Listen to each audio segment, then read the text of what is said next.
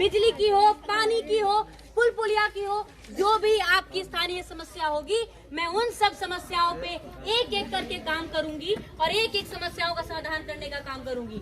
साथ ही साथ मेरा एक और लक्ष्य है कि पूरे गायघाट विधानसभा में अच्छे से अच्छी शिक्षा की व्यवस्था होनी चाहिए, अच्छे से अच्छे स्वास्थ्य की व्यवस्था होनी चाहिए, अच्छे से अच्छे रोजगार की व्यवस्था होनी चाहिए।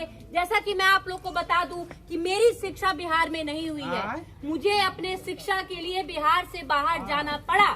मेरी 10वीं तक की पढ़ाई लिखाई hope town girls school Dehradun से हुई है। 12वीं तक की पढ़ाई मैंने दिल्ली पब्लिक स्कूल आर.के. पुरम से की है।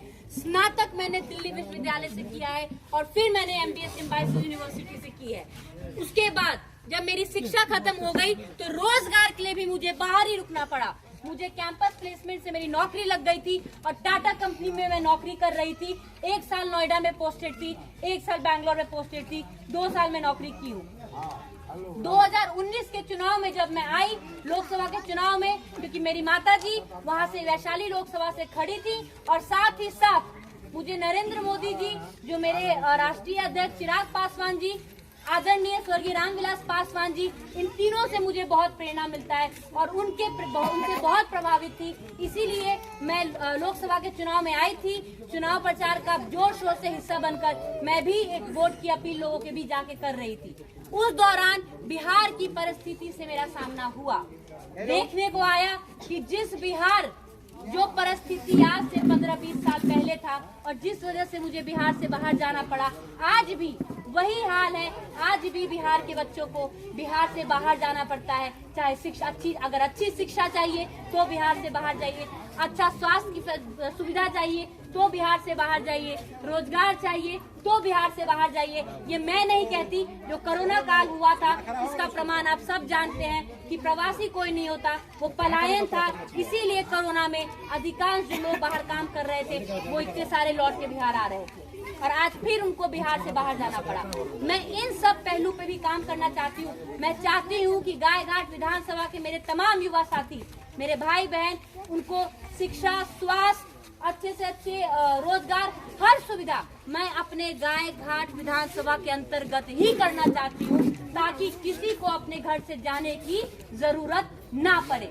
मैं आप लोगों से कहती हूँ कि मैं आप लोगों के साथ कदम से कदम मिला के चलना चाहती हूँ, ना आपके आगे चलना चाहती हूँ, ना पीछे चलना चाहती हूँ।